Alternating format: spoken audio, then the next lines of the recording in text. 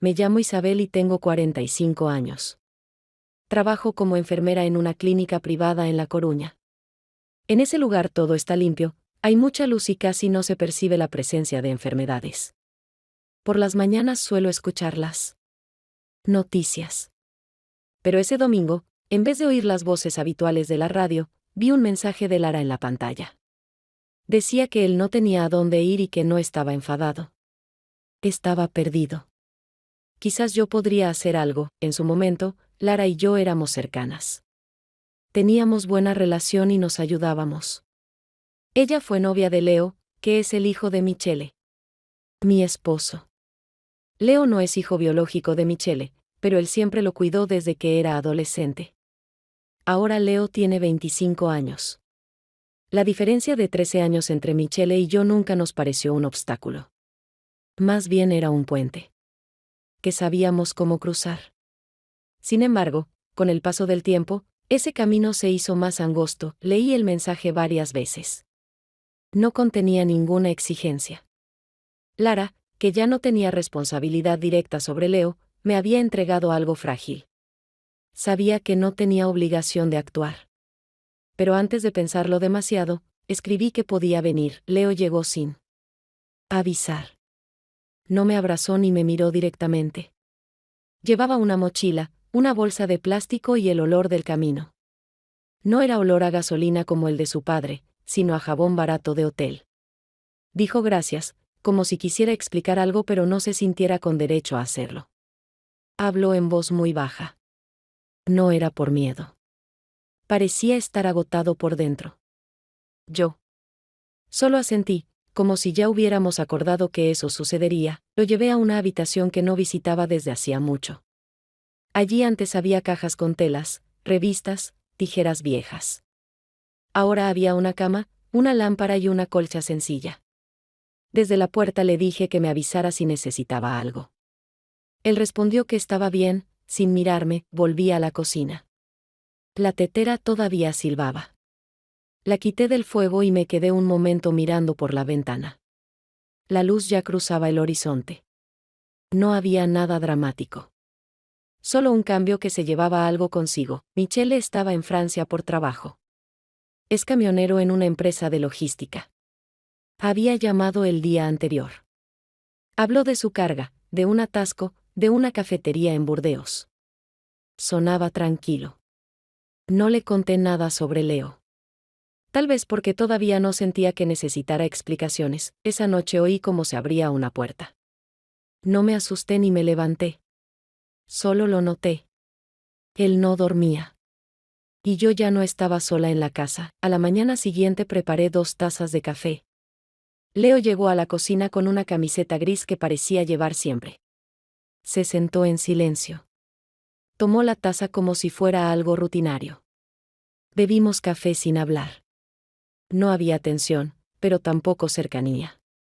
Era como si apenas comenzáramos a sentir el peso de algo nuevo. No tenía un plan. Pero presentía que esto no era solo una convivencia temporal.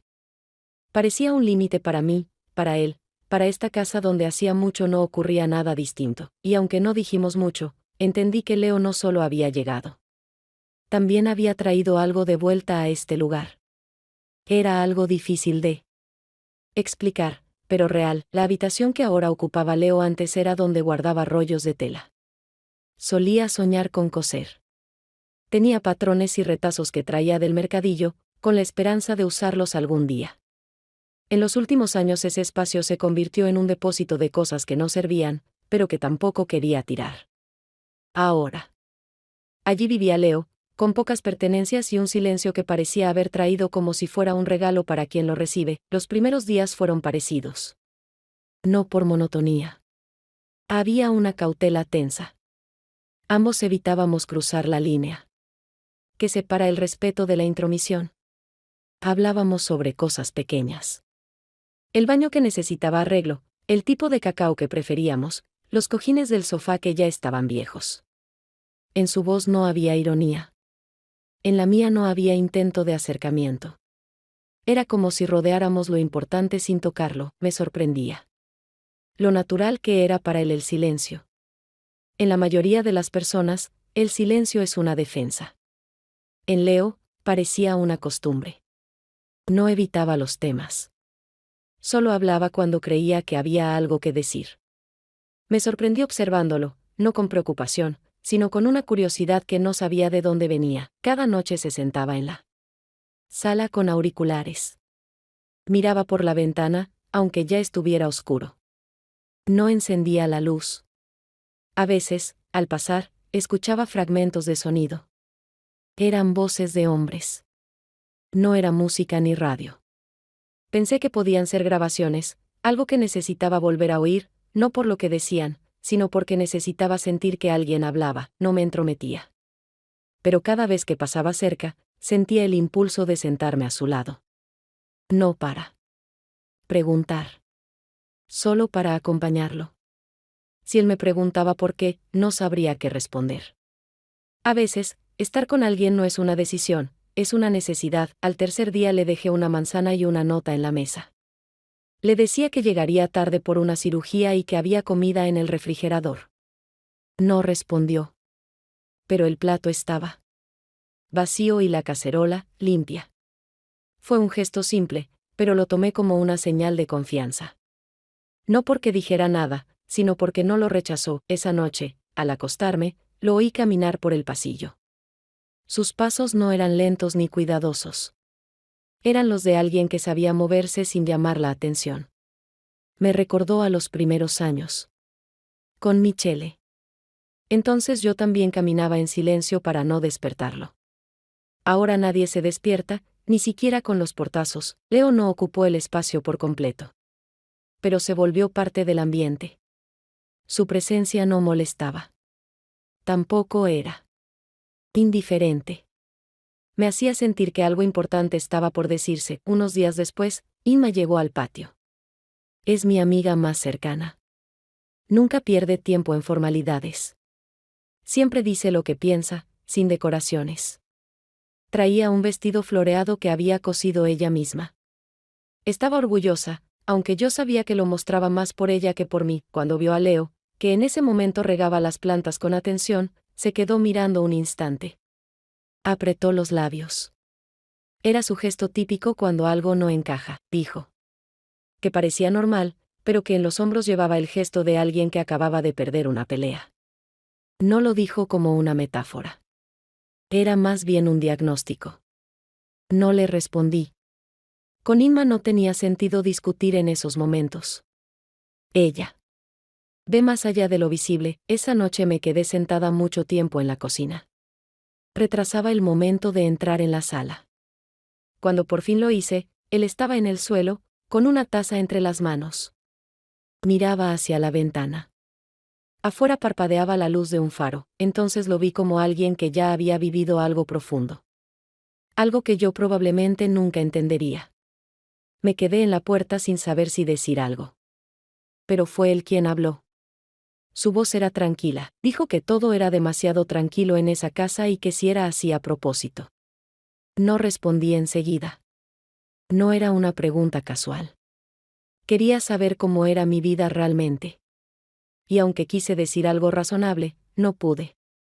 Porque yo tampoco sabía si esa calma era algo que había elegido o algo a lo que me había acostumbrado. Sin notarlo, nos quedamos en silencio un rato. No era incómodo.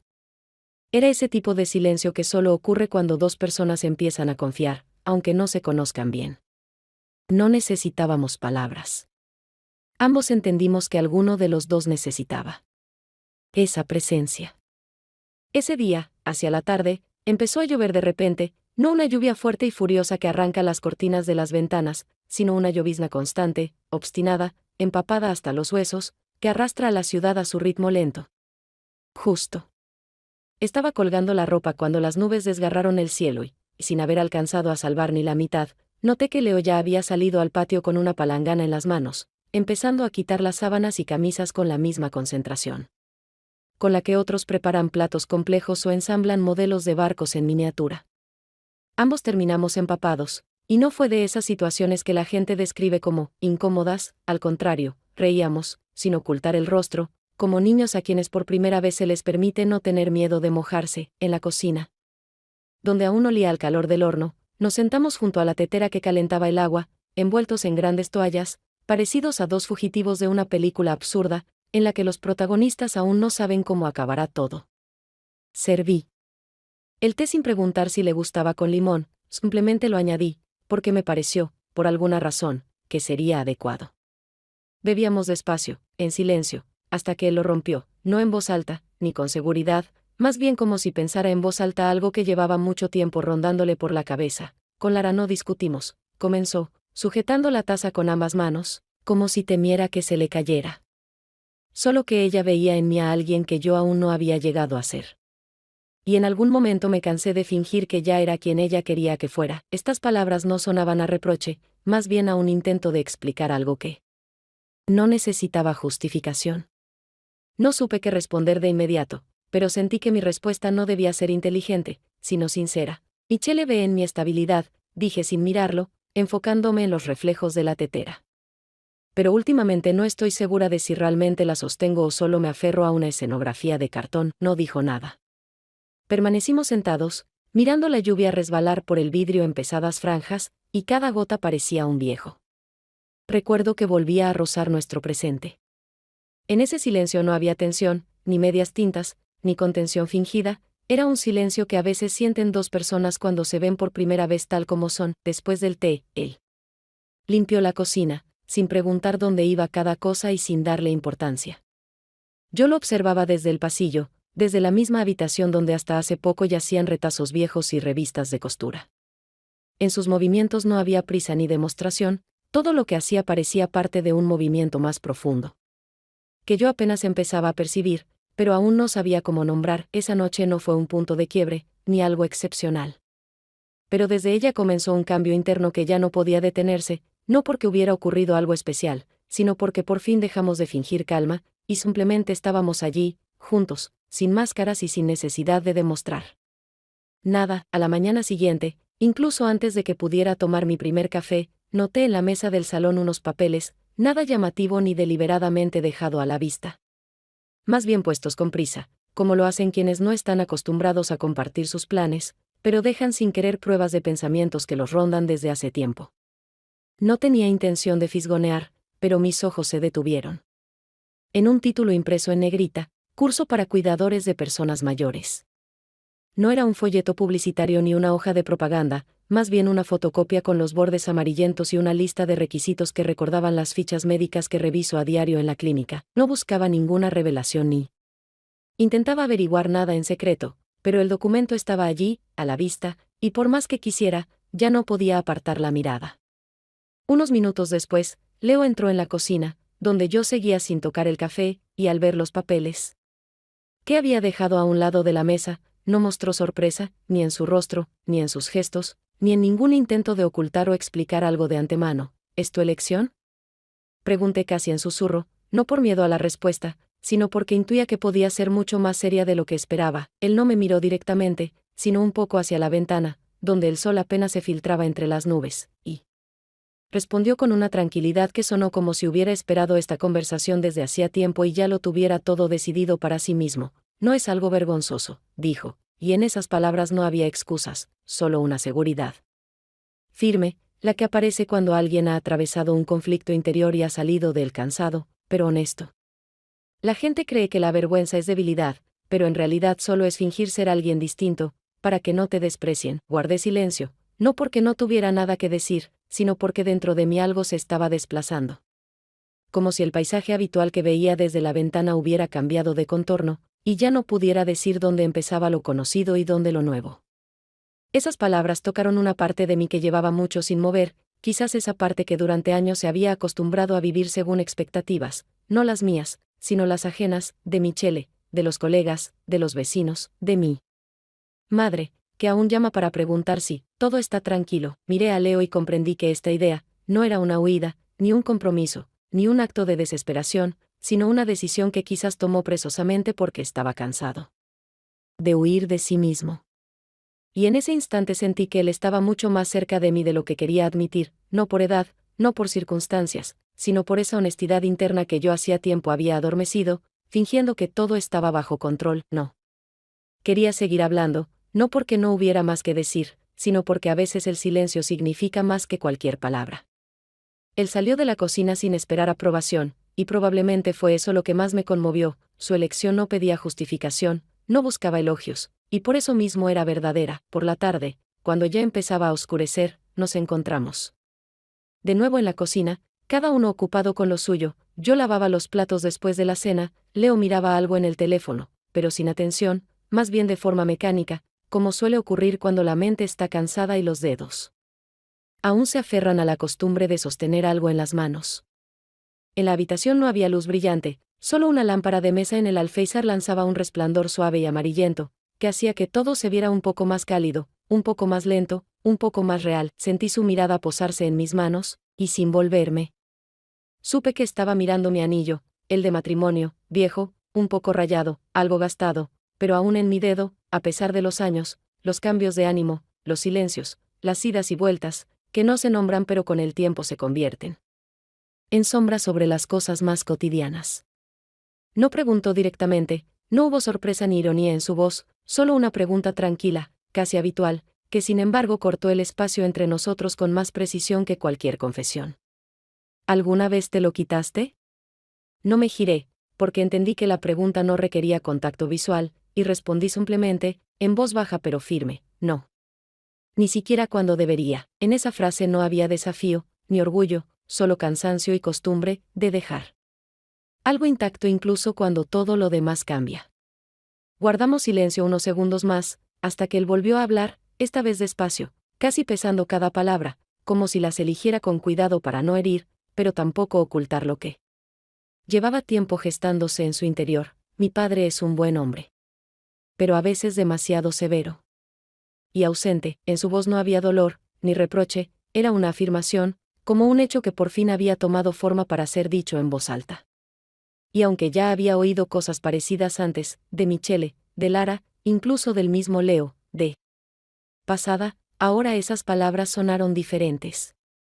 Quise responder algo, pero en mi cabeza no había nada que no sonara banal o como defensa de alguien que hace tiempo aprendió a vivir sin explicar porque le resulta más fácil estar lejos que cerca. Miré a Leo, su mirada era serena, atenta, sin presión, pero con esa sinceridad que no deja espacio para la mentira.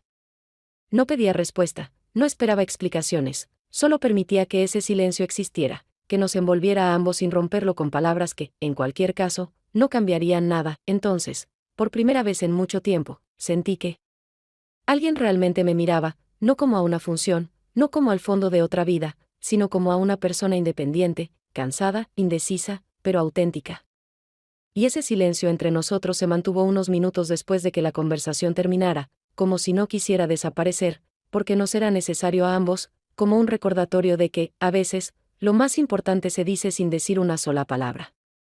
Tarde en la noche, me desperté no por algún ruido, sino por una tensión interior que, aunque no podía nombrarla con precisión, era tan real que me obligó a salir a la cocina sin encender la luz, tanteando el camino en la penumbra, como lo hacen quienes conocen bien su casa, pero de pronto la sienten distinta. En la mesa había una taza de café a medio tomar, todavía un poco tibia. Alguien había estado allí hace poco, y supe al instante quién, aunque no se oía ni un solo sonido. Ya me estaba volviendo hacia la puerta cuando él apareció. No de repente, no de forma intencionada, simplemente se detuvo en el umbral, como si supiera que yo estaba allí, o él mismo estuviera buscando ese encuentro. Su silueta se dibujaba con la luz tenue que entraba desde la ventana, y en ese silencio entre nosotros no había nada amenazante ni inesperado, solo una presencia casi tangible que lo cambiaba todo, incluso si aún no sabíamos qué exactamente. Me voy por la mañana, dijo en voz baja, como si temiera romper el frágil estado en el que ambos nos encontrábamos. No me quedaré más tiempo. Su voz era serena, sin dramatismo ni expectativa de respuesta, pero al mismo tiempo sentí que no solo informaba de una decisión, sino que su frase contenía una pregunta que no se atrevía a formular. Me quedé quieta, apretando el borde de mi camisa entre los dedos, y aunque no sabía con claridad qué quería decir, sentí que debía darle una respuesta, aunque fuera solo con la mirada. No tienes por qué. Empecé a decir, pero no terminé la frase, porque entendí que cualquier final le restaría verdad. ¿Y tú, tienes algo más que decir?, preguntó él, y esas palabras me detuvieron. No respondí, no porque no supiera qué decir, sino porque la respuesta era demasiado compleja para caber en una sola frase. En esa pausa entre las palabras y el silencio, él dio un paso hacia adelante, no de forma brusca, ni con decisión, más bien con esa cautela de quien teme no al rechazo, sino a romper algo que aún ni siquiera ha comenzado, cuando se detuvo. Muy cerca, vi en sus ojos no deseo, ni determinación, sino una pregunta casi dolorosa: ¿tengo derecho a dar este paso si no sé a dónde lleva? No me aparté. No porque estuviera preparada para algo, sino porque algo dentro de mí ya no quería aferrarse a esa estabilidad que hacía tiempo había perdido el sentido. Sus labios encontraron los míos, no con pasión, no con urgencia, sino como sucede entre personas que han llevado mucho tiempo una parte de la verdad dentro, pero no sabían cómo expresarla. En ese beso no hubo triunfo ni culpa, solo algo profundo, callado, casi tierno, que surgía en la frontera entre él, todavía no. Y él, ya no. Cuando se separó, no dijimos nada más. Me quedé junto a la mesa, percibiendo en el aire el mismo olor de aquella noche de lluvia, cuando tomábamos té en silencio. Ese momento no fue una traición ni un comienzo.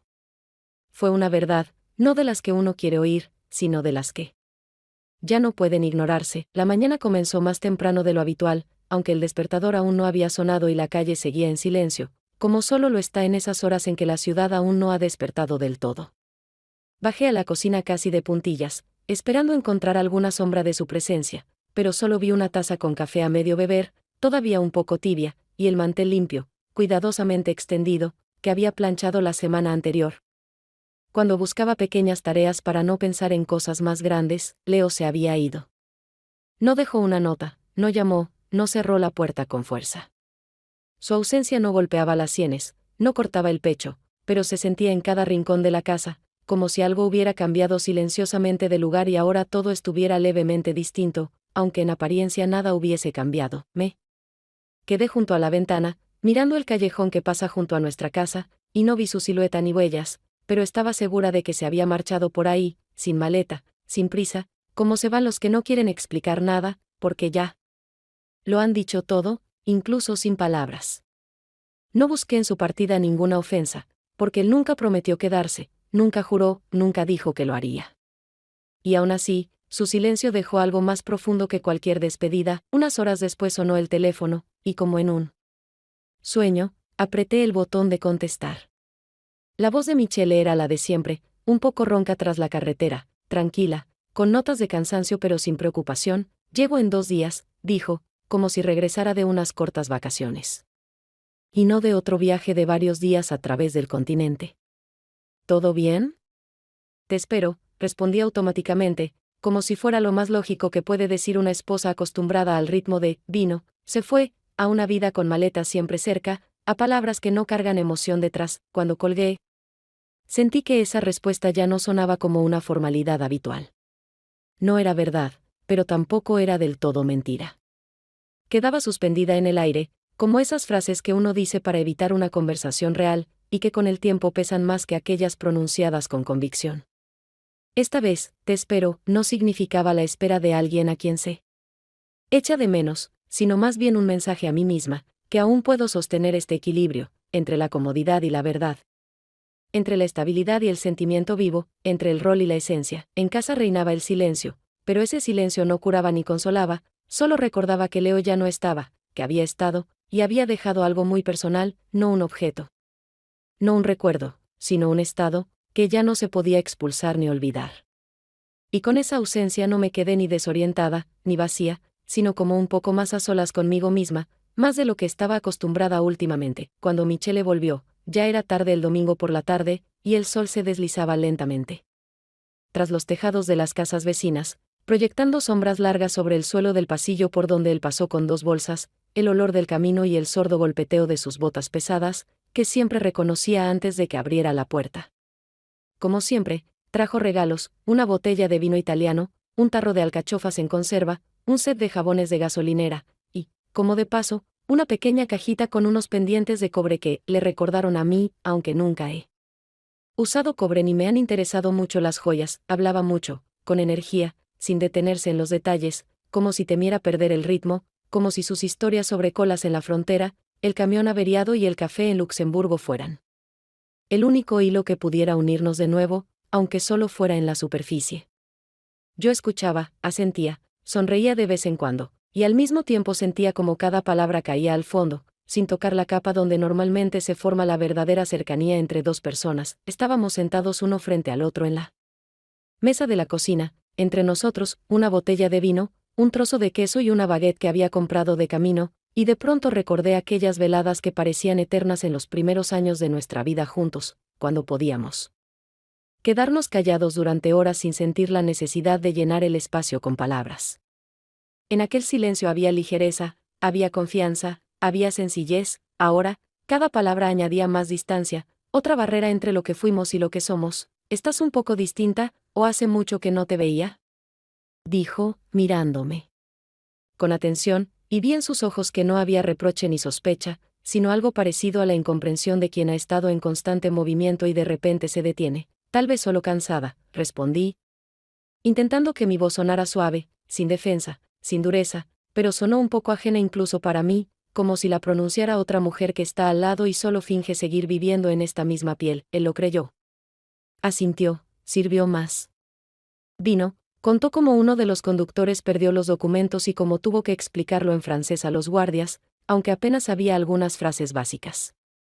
Yo reí donde tocaba, asentí, mantuve la conversación, y al mismo tiempo sentía como el espacio entre nosotros se expandía, como el aire se volvía más pesado de lo que debería ser tras un reencuentro esperado. Sus manos tocaban las mías con la misma cotidianeidad que recordaba desde hacía años, pero esos gestos ya no provocaban reacción, no porque no hubiera sentimientos en mí, sino porque algo esencial ya se había desplazado, trasladado a otro plano al que Michele no tenía acceso, aunque no lo supiera.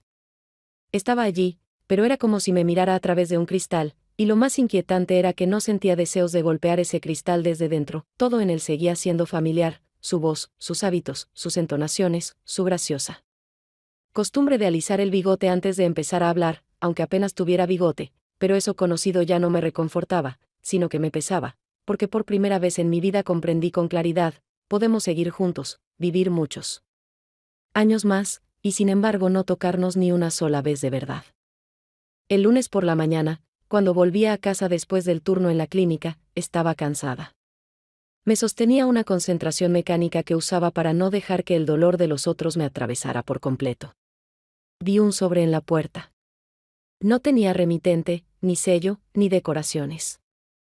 Estaba colocado con una precisión que hacía pensar que alguien había calculado el lugar exacto donde dejarlo, para que yo lo viera primero. Ya en el sobre había algo de silencio. Ya decía algo.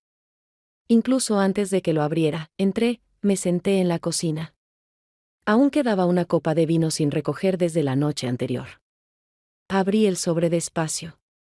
Algo en mí no quería llegar a ese momento, como una niña que intuye que al leer algo, todo va a cambiar, aunque todavía no sepa cómo. La carta era breve. No había introducción, ni nombre, ni adornos. Las palabras sonaban más a un recuerdo que a tinta en papel. Decía que no se había ido por miedo, sino porque ya no quería seguir siendo alguien que lastima. No sabía quién había sido para mí, pero afirmaba que yo había sido el punto desde el cual empezó a verse a sí mismo. Daba las gracias. La leí varias veces. Al principio, las frases parecían sencillas, pero con cada lectura se volvían más profundas. No había en ellas exigencias. Tampoco expectativas. No hablaba de volver ni de ser recordado. No dejaba espacio para inventar historias. Era una despedida, pero también algo verdadero, de ese tipo que cuesta encontrar en otras relaciones. Sostuve el papel entre los dedos por un momento. Sentía los pliegues, el trazo del bolígrafo. Era la única prueba de que esas palabras habían existido y me estaban dirigidas. Después me levanté, abrí el cajón de la cocina, tomé un encendedor y salí al balcón. Aún se sentía el olor a lluvia. Encendí la carta por una esquina. No dudé. No miré atrás. No sentí necesidad de arrepentirme, no lo hice por vergüenza. Ni por miedo. No era por ocultar algo. Entendí que esas palabras no estaban hechas para quedarse. No necesitaban ser guardadas ni recordadas. Ya eran parte de mí. No como una historia para contar, sino como un estado. Como algo que marca un Momento en el que me permití sentir más allá de lo que dictaban mis roles, mis rutinas o lo que se espera. La llama fue lenta. Parecía dudar, pero no se detenía. Cuando solo quedaron cenizas, no sentí tristeza ni alivio. Sentí algo callado. Una forma de sanación que no necesita explicación. Entendí que esa carta no se había perdido. Había pasado a otro plano. Se convirtió en parte de mí, y nadie, ni siquiera yo, podrá volver a la persona que era antes de leerla. A la mañana siguiente salí más temprano. No por prisa, sino porque necesitaba espacio.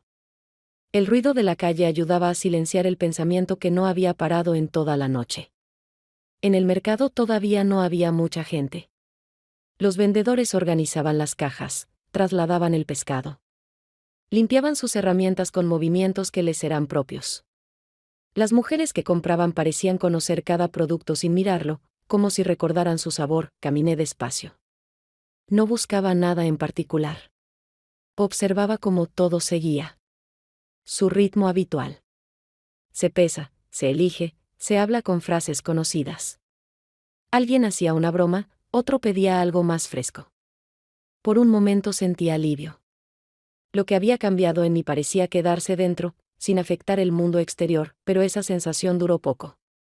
Cuando trataba de enfocarme en los detalles, algo se desviaba. No podía evitar pensar en la noche anterior. La carta ya no existía, pero algo en mí seguía ardiendo.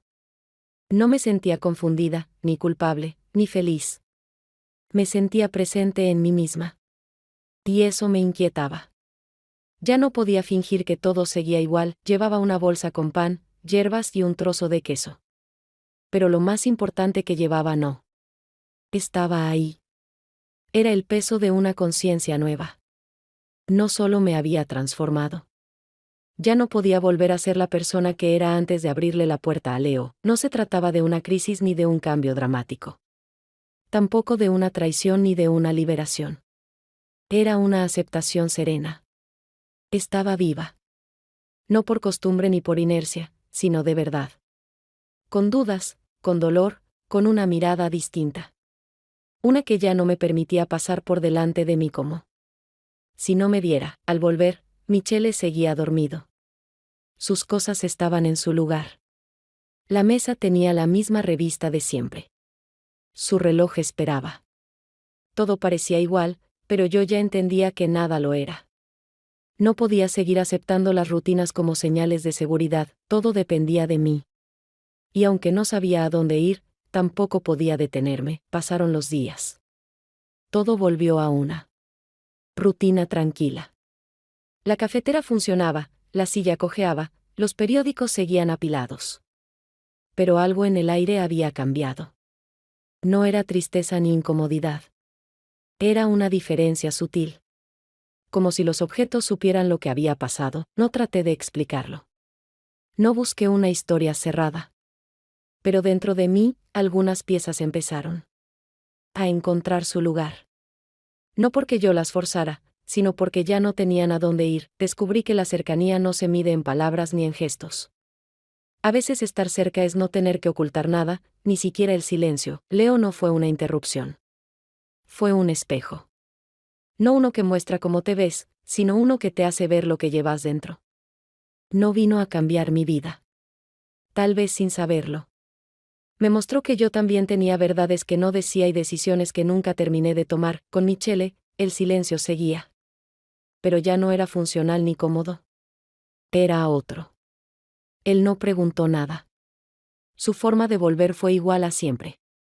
Con relatos, con regalos que no terminaban de encajar, con una ternura que yo sigo viendo como auténtica, pero que ya siento lejana. Tal vez siempre fue así.